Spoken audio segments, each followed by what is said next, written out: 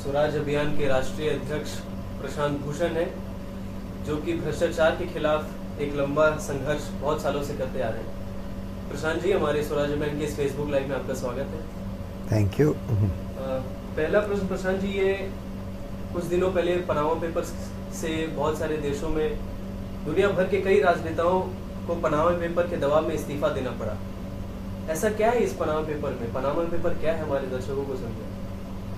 देखिए, पनामा एक छोटा सा देश है जो नॉर्थ अमेरिका और साउथ अमेरिका के बीच में है, जहाँ पर एक कंपनी थी मोसैक फोंसेका के नाम से, जो एक बेसिकली एक अकाउंटेंसी कंपनी थी, जिसका खास काम ये था कि शेल कंपनियां खोल खोल के पूरे दुनिया में अलग अलग जो टैक्स हेवन्स होते हैं वहाँ पर उनके अकाउंट खोल दें, और जो बड़े बड़े बिजनेसमैन और नेता थे पूरे देश के, खासकर तीसरी दुनिया के, भारत जैसे देशों के, उसके जो बड़े राजनेता और बड़े बिजनेसमैन उनके पास जाते थे कि भाई हमारे लिए भी शेल कंपनी खोल दीजिए किसी टैक्स हेवन में, हम अपना जो अवैध रुपया है, चाहे वो भ्रष्टाचार से बनाया गया हो, चाहे वो इनकम टैक्स चोरी से बनाया गया हो, हम वो रुपया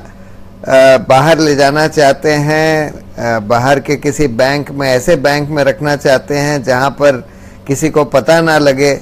तो उनका खास काम ये था कि वो इस तरह के बैंक्स में शेल कंपनी बना बना के उसमें अकाउंट खोल देते थे, और उन शेल कंपनी की ओनरशिप छुपी रहती थी कि पता नहीं लगता था कि कौन उन कंपनियों का ओनर है, उसके दस्तावेज उनके हाथ में रहते थे, और वो बहुत साल से ये काम कर रहे थे।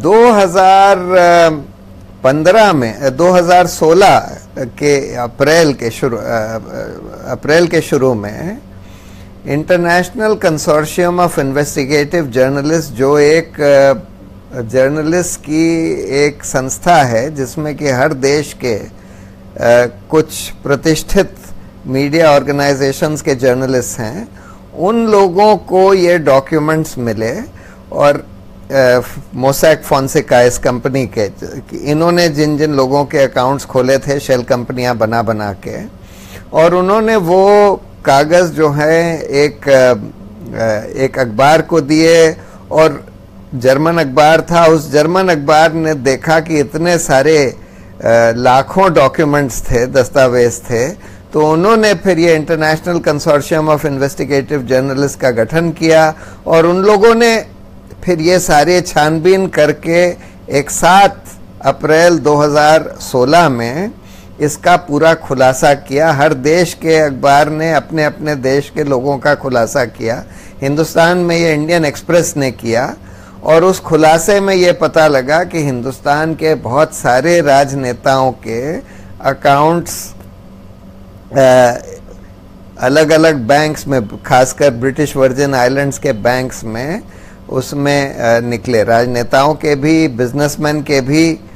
एक जैसे राजनेता जिसका नाम निकला, वो रमन सिंह, जो छत्तीसगढ़ के चीफ मिनिस्टर हैं, उनका बेटा अभिषेक सिंह, दो उसका अकाउंट में नाम लिखा है अभिषेक सिंह, लेकिन उसका एड्रेस जो दिया हुआ है वो ठीक रमन सिंह का ही एड्रेस है। और 2 कंपनियां, क्वेस्ट हाइट्स और एक और कंपनी, 2 कंपनी भी उसकी वही शेल कंपनीज उसके नाम से वहाँ पर बनाई गई हैं ब्रिटिश वर्जिन आइलैंड्स में। और ये ठीक उसी समय अकाउंट्स खोले गए जब ये अगस्ता वेस्टलैंड की डील छत्तीसगढ़ की सरकार ने करी, जिस डील में बगैर कोई कंपेटिटिव बिड्स मंगाए सिर्फ ये अगस्ता वेस्टलैंड का एक हेलीकॉप्टर खरीदने के लिए इन्होंने अगस्ता वेस्टलैंड से ही 4 जुड़ी कंपनियों, उनके जो डिस्ट्रीब्यूटर थे, उनके एजेंट थे, उनसे बिड मंगा ली, और एक कंपनी को ज़्यादा दाम पर वो से हेलीकॉप्टर खरीद लिया, और उसी के आसपास ये अकाउंट खोला गया अभिषेक सिंह के नाम से, जो क्लियरली अभिषेक सिंह का है। उसमें कितने रुपए डाले गए ये तो ठीक पता नहीं है, लेकिन उस पर्टिकुलर डील में कई करोड़ रुपए का कमीशन दिया गया। तो अब इतना सब खुलासा हो गया, इन सब लोगों के नाम आए। भारत में और किन किन लोगों के नाम थे सर, उन्हें भी उनके बारे में बताएं। नहीं, बहुत सारे ये बिजनेसमैन वगैरह थे मोस्टली। ये गौतम अडानी के बड़े भाई अनिल अडानी का नाम था, या विनोद अडानी, उनके जो बड़े भाई हैं उनका नाम था। देन ऐश्वर्या राय का नाम था, अमिताभ बच्चन का नाम था, और इस तरह से और बहुत सारे लोगों के नाम थे। लेकिन अब आज तो करीब करीब 1.5 साल हो गया ये खुलासा हुए, या 1.25 साल हो गया। सबके सामने ये खुलासा हुआ। इंडियन एक्सप्रेस ने तो कई दिन तक अपने पूरे अखबार में ये सब खुलासा किया, लेकिन इतने बड़े खुलासे के बाद भी आज तक कोई कॉन्क्रीट एक्शन कि किसी को जेल भेजा गया हो, किसी को पकड़ा गया हो, कोई पैसा वापस आया हो, ऐसा कुछ नहीं दिखाई दे रहा। लेकिन इससे और भी गंभीर बात है कि इससे पहले 2011 में भारत के पास HSBC का जेनीवा बैंक के जितने हिंदुस्तानी लोग थे जिनके अकाउंट्स थे वहाँ पर, वो हिंदुस्तान के सरकार के पास आ गए, क्योंकि एक विसल ब्लोअर था फलसियानी, उसने जो वहाँ काम करता था, उसने वो सारा डेटा जो है बैंक से निकाल कर और फ्रेंच सरकार को दिया, और फ्रेंच सरकार ने भारत सरकार को भेजा। 2011 में आ गया था। हम लोगों ने, जब हम लोग आम आदमी पार्टी का गठन कर रहे थे, ठीक उसी समय नवंबर 2012 में इसका पूरा बड़ा खुलासा किया था, क्योंकि हमको पता लग गया था कि भाई इसमें अनिल अंबानी, मुकेश अंबानी 100 करोड़, एक कांग्रेस की MP थी अनु टंडन, उनके 125 करोड़, उनके हस्बैंड संदीप टंडन जो इनकम टैक्स ऑफिसर थे, उनके बहुत सारे करोड़, नरेश गोयल, इतने बड़े बड़े लोगों के नाम थे उसमें, और बहुत बहुत पैसा उन अकाउंट्स में था। वो खुलासा हम लोगों ने 2012 के नवंबर में किया था। उसके बाद इंडियन एक्सप्रेस ने पूरा उसका और डिटेल्ड खुलासा फरवरी 2015 में किया, जबकि international consortium of investigative journalist के पास ये सारे दस्तावेज आ गए, और international consortium of investigative journalist ने पूरी छानबीन करने के बाद सारे नाम इंडियन एक्सप्रेस के फ्रंट पेज पर सामने रखे गए। भारत सरकार के पास तो पहले ही से थे, 2011 से थे, लेकिन आज तक हम लोगों को तो नहीं पता कि भाई किसके खिलाफ क्या एक्शन लिया गया। क्या कोई पैसा वापस आया, क्या किसी को जेल में भेजा गया? हमने तो नहीं देखा कि उनमें से कोई भी आदमी जेल में गया। हमने तो नहीं देखा कि किसी का भी प्रोसिक्यूशन शुरू हुआ, चाहे वो इनकम टैक्स का प्रोसिक्यूशन हो, चाहे प्रिवेंशन ऑफ करप्शन एक्ट में प्रोसिक्यूशन हो। इतने बड़े बड़े दावे करे गए। मोदी जी ने इलेक्शन के समय इतने बड़े दावे किए कि भाई हम काला धन तुरंत वापस ले आएंगे, हर एक भारतीय के जेब में 15-15 लाख रुपए पहुंच जाएंगे जब काला धन वापस आएगा। लेकिन इतने साल हो गए, कुछ नहीं किया गया। मैंने खुद मोदी जी को 2 चिट्ठियां के साथ, सारे दस्तावेज के साथ, मुकेश अंबानी का 6,530 करोड़ रुपया एक सिंगापुर की एक बोगस कंपनी से इनकी 4 निजी कंपनियों में गया, जो 100% इनकी निजी कंपनियां हैं, उसमें भेजा गया, जिसमें कि सिंगापुर हाई कमीशन ने चिट्ठी लिखी भारत सरकार को कि भाई ये पैसा ऐसी कंपनी से भेजा गया है जिसने बोला है कि उसके पास कोई बिजनेस नहीं है, कोई काम नहीं है, कोई एसेट्स नहीं है, लेकिन फिर भी सबसे बड़ा FDI सिंगापुर से हिंदुस्तान में होता है और 4 मुकेश अंबानी की कंपनियों में जाता है, तो इसमें जरूर कोई दाल में काला है, इसका इन्वेस्टिगेशन होना चाहिए। लेकिन हमें तो नहीं पता कि उसमें क्या इन्वेस्टिगेशन हुआ। सर, उसमें अनिल अंबानी का भी कोई मनी लॉन्ड्रिंग का केस था जो आपने चिट्ठी लिखी थी। हाँ, दूसरी चिट्ठी मैंने अनिल अंबानी के बारे में लिखी जिसमें इनकम टैक्स छानबीन कर चुकी थी। मैंने जो दस्तावेज भेजे वो इनकम टैक्स के ही दस्तावेज थे, जो ये दिखाते थे कि उसी तरह से एक बोगस सिंगापुर कंपनी से $750 मिलियन अनिल अंबानी की 2 निजी कंपनियों में भेजे गए। अब किसी के खिलाफ कोई एक्शन नहीं होता, और फिर भी ये बड़े बड़े दावे करे जाते हैं कि भाई हमने काला धन खत्म करने के लिए ये कर दिया वो कर दिया। उधर पाकिस्तान में आइसलैंड के तो प्रधानमंत्री को रिजाइन करना पड़ गया क्योंकि उनका नाम इसमें आ गया पनामा पेपर्स में। इसी तरह से पुतिन का नाम आ गया, पुतिन ने तो नहीं रिजाइन किया क्योंकि वहां पर तो एक तरह की बोगस डेमोक्रेसी है, पर वहां आइसलैंड में लोग सड़क पर उतर आए तो उनके प्रधानमंत्री को इस्तीफा देना पड़ गया। इधर नवाज शरीफ के लिए पाकिस्तान के सुप्रीम कोर्ट ने इन्वेस्टिगेशन करवाया, इंडिपेंडेंट इन्वेस्टिगेटर्स बनवाए कि पनामा पेपर्स में उनके रिश्तेदारों के नाम आए हैं, तो उसका छानबीन करके पता लगाकर हमको बताइए। सुप्रीम कोर्ट को रिपोर्ट दी गई कि भाई हाँ उन्हीं का पैसा है, नवाज शरीफ का ही पैसा लगता है, काफी सारा पैसा है। भ्रष्टाचार के आरोप पर सुप्रीम कोर्ट ने, पाकिस्तान के सुप्रीम कोर्ट ने नवाज शरीफ को बोला कि आपको हटना पड़ेगा, और उसको हटना पड़ गया। हमारे देश के भी जनता को अपने न्यायपालिका पर बहुत भरोसा है सर। इस पर हमारे न्यायपालिका का क्या रुख रहा है? पनामा पेपर्स का कोई केस गया है उनके पास, वो उन पर कुछ प्रक्रिया हुई है शुरू? पनामा पेपर्स का स्पेसिफिक केस तो ऐसा नहीं गया है, लेकिन एक काले धन का केस काफी साल से चल रहा है जिस पर सुप्रीम कोर्ट ने आदेश दिया था कि एक एसआईटी का गठन हो।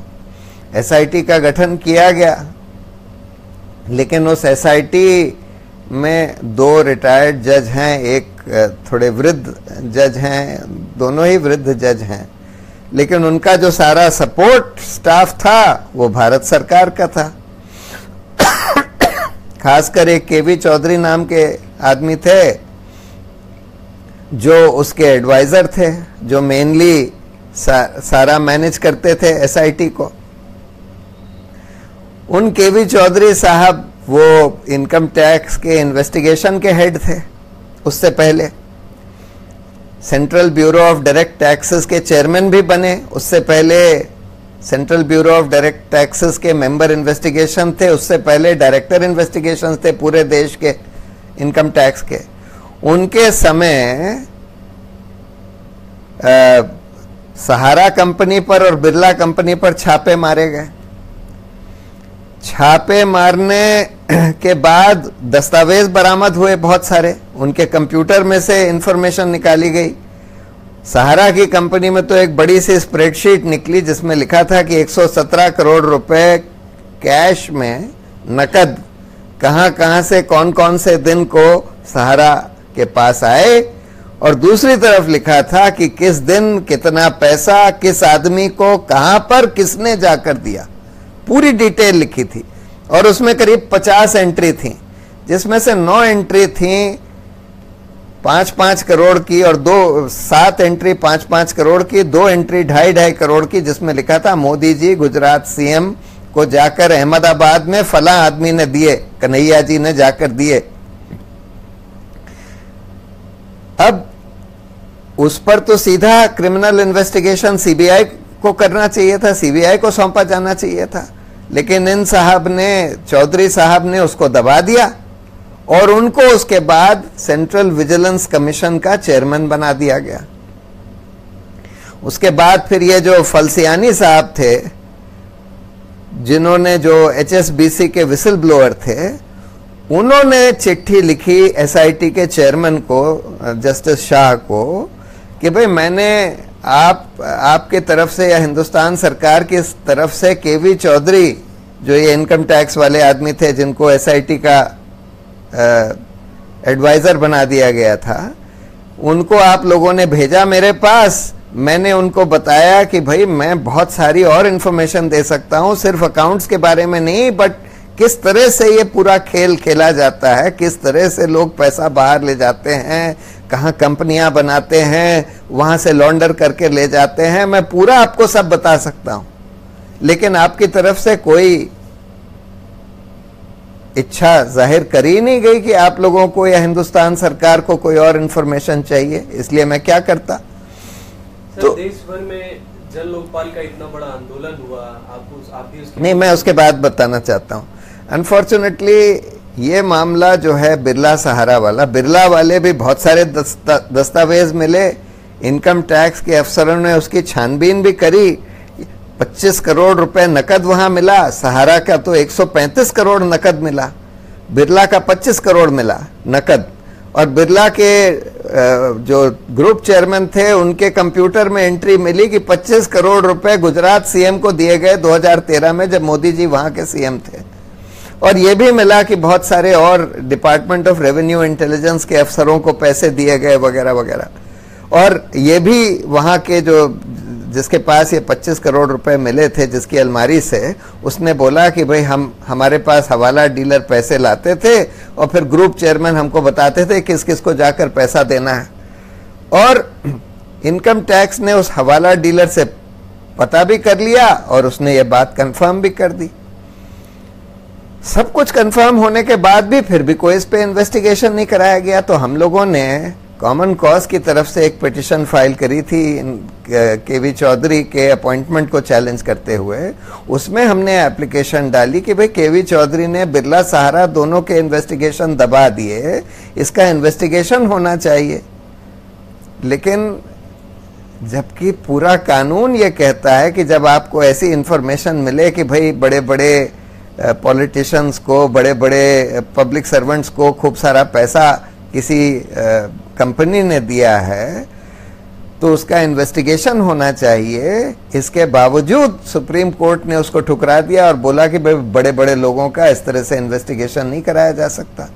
तो एक तरफ तो पाकिस्तान का सुप्रीम कोर्ट, जिसने कि वहां के प्रधानमंत्री को अपना पद छोड़ने पर मजबूर कर दिया खुद इन्वेस्टिगेशन करवा के पनामा पेपर्स का, और दूसरी तरफ हमारे सुप्रीम कोर्ट का रुख ये रहा कि भाई हम तो इसमें इन्वेस्टिगेशन भी नहीं होने देंगे।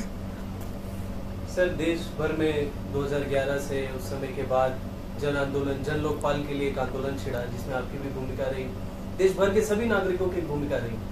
आज अगर जन लोकपाल होता तो उससे क्या फर्क पड़ता, उससे क्या बदलाव आता? देखिए, अगर आज जन लोकपाल होता जो सरकार से पूरा स्वतंत्र रहता, तो आज पनामा पेपर्स का इन्वेस्टिगेशन वो करवाता, HSBC का इन्वेस्टिगेशन वो करवाता, बिरला सहारा का इन्वेस्टिगेशन वो करवाता। और इसी वजह से मोदी जी ने 3.5 साल में भी, 3.25 साल में भी कोई लोकपाल बनने नहीं दिया, क्योंकि ये नहीं चाहते कि कोई ऐसी स्वतंत्र संस्था बने जो कि इस तरह का करप्शन, भ्रष्टाचार का इन्वेस्टिगेशन कर सके। वो यही चाहते हैं कि भाई CBI, जो कि जिसको सुप्रीम कोर्ट ने बोला था कि भाई ये तो पिंजड़े में एक तोता है सरकार के हाथ में, जो सरकार कहेगी वही बोलेगा, वही करेगा, उसी तरह से काम उससे CBI से करवाना चाहते हैं, जिससे कि हमारे लोगों के खिलाफ कोई इन्वेस्टिगेशन ना हो, और ऑपोजिशन के खिलाफ जब आपको इन्वेस्टिगेशन करवाना हो तो आप करवा लीजिए।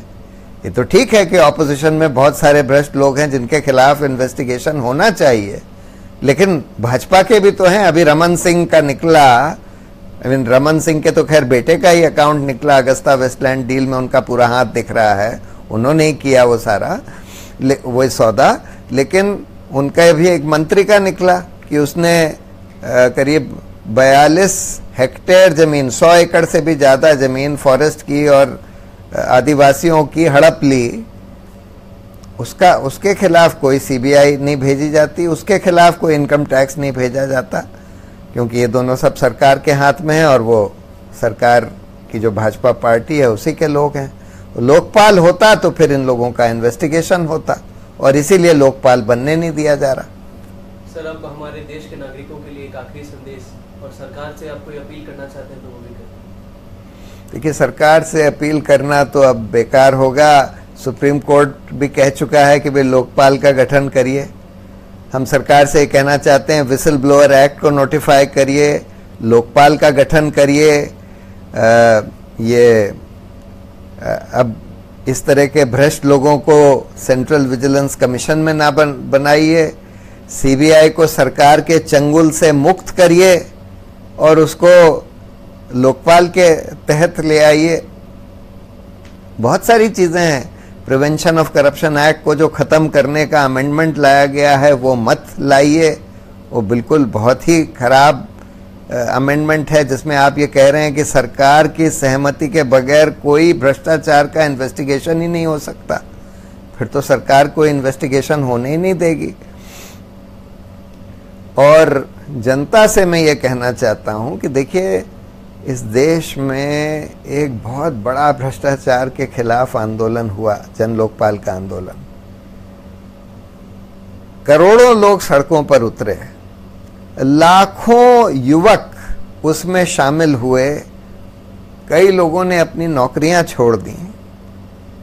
आज हालात बेहतर के बजाय और बिगड़ते जा रहे हैं।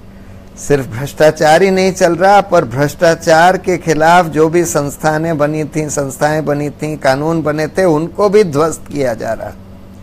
इसलिए आज समय आ गया है कि हमारे जितने देशवासी हैं, खासकर युवक लोग जो आज चिंतित हैं कि भाई भ्रष्टाचार खत्म करना पड़ेगा, उसके बगैर देश प्रगति नहीं कर सकता, उसके बगैर नौकरियां नहीं आ सकती। आज तो नौकरियों का बड़ा अभाव हो गया है, नौकरियां खत्म होती जा रही हैं।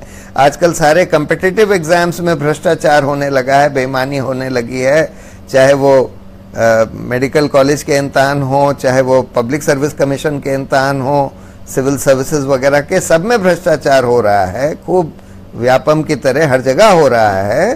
तो आज समय आ गया है कि सब लोगों को मिलकर एक बार फिर से एक बड़ा आंदोलन भ्रष्टाचार के खिलाफ खड़ा करना पड़ेगा। उसके बगैर देश डूबेगा, हम सब डूबेंगे।